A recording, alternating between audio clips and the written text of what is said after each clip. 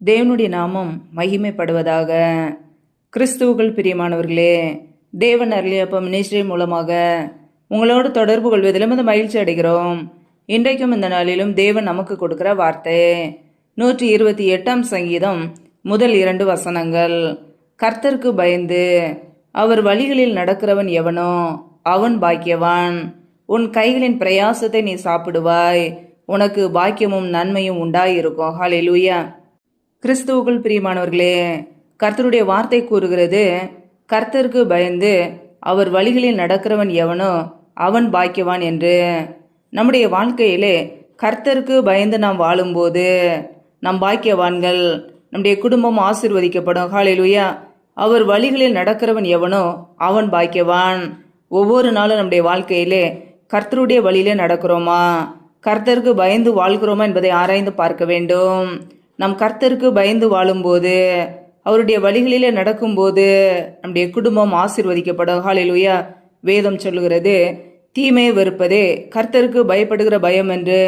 நம்முடைய வாழ்க்கையிலே தீமையான காரியங்களை வெறுத்து வாழ்கிறோமா, பாவமான வாழ்க்கையை வெறுத்து வாழ்கிறோமா, துன்மார்க்கமான வாழ்க்கையை வெறுத்து வாழ்கிறோமா, கர்த்தரை குறித்த ஒரு பயத்தோடு ஒவ்வொரு நாளும் கர்த்தருடைய வழியிலே நடக்கிறோமா என்பதை ஆராய்ந்து பார்க்க வேண்டும். ஹல்லேலூயா.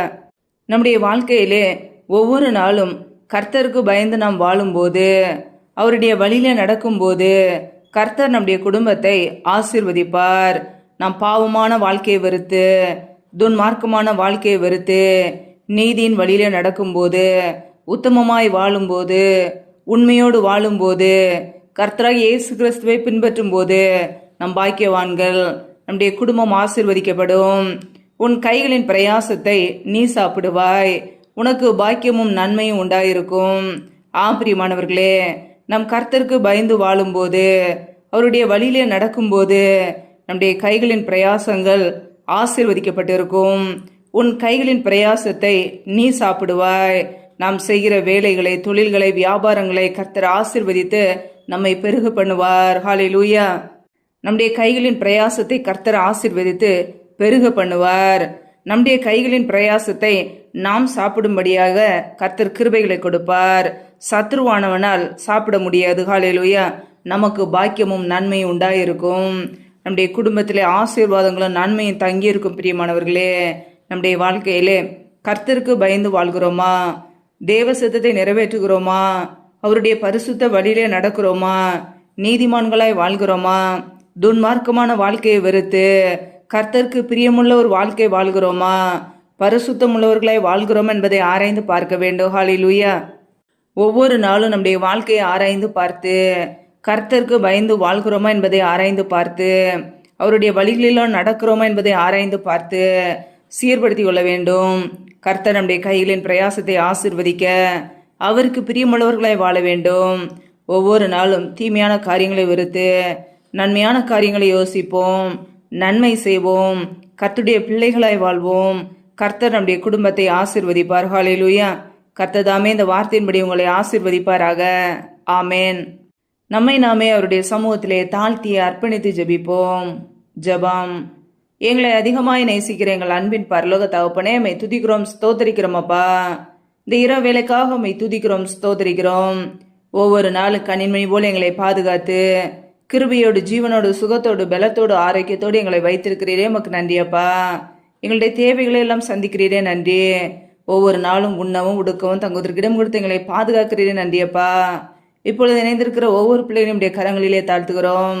கர்த்தர் தாமே ஒவ்வொரு குடும்பத்தையும் பாதுகாத்துக் கொள்வீராக, ஆசீர்வதிப்பீராக. பிள்ளைகள் செய்த தவறுகள், குறைகள், குற்றங்கள் எல்லாவற்றையும் மன்னிங்கப்பா. இப்படியே பரிசுத்த இரத்தத்தினால் கழுவி சுத்திகரிங்க. ஒவ்வொரு குடும்பங்களும் இப்படியே கரங்களிலே தருகிறோம். யாரெல்லாம் வேலைக்காக ஜெபிக்கிறார்களோ, பிள்ளைகள் படிப்பு கேட்டு நல்ல வேலைகளை ஏற்படுத்தி கொடுங்க. தடைகள் எல்லாவற்றையும் நீக்கி போடுவீராக. யாரெல்லாம் திருமணமாகி நீண்ட நாட்களாக குழந்தை இல்லாமல் குழந்தைக்காக காத்திருக்கிறார்களோ, கர்த்தர் அந்த குடும்பங்களை ஆசீர்வதிங்கப்பா. பிள்ளைகள் கர்த்தரால் ஒரு சுதந்திரம், கர்ப்பத்தின் கனி அவரால் கிடைக்கும் பலன் என்று வேதத்திலே நாங்கள் வாசிக்கிறோம். என் தேவன் ஆசீர்வதிங்க. கர்ப்பத்தின் கனி தடைகள் எல்லாம் இயேசு கிறிஸ்துவின் நாமத்தினால நீங்கி போகட்டும். கர்த்தர் தாமே ஆசீர்வதிக்க போற கிருபைக்காக உமக்கு ஸ்தோத்திரம். எந்தெந்த குடும்பங்களிலெல்லாம் கணவன் மனைவிக்கிடையே பிரிவினையோடு பிரச்சனையோடு வாழ்கிறார்களோ, குடும்பத்தில் நிம்மதி இல்லாமல் சமாதானம் இல்லாமல் கஷ்டப்படுகிறார்களோ, கர்த்தர் அந்த குடும்பங்களை சந்திங்கப்பா.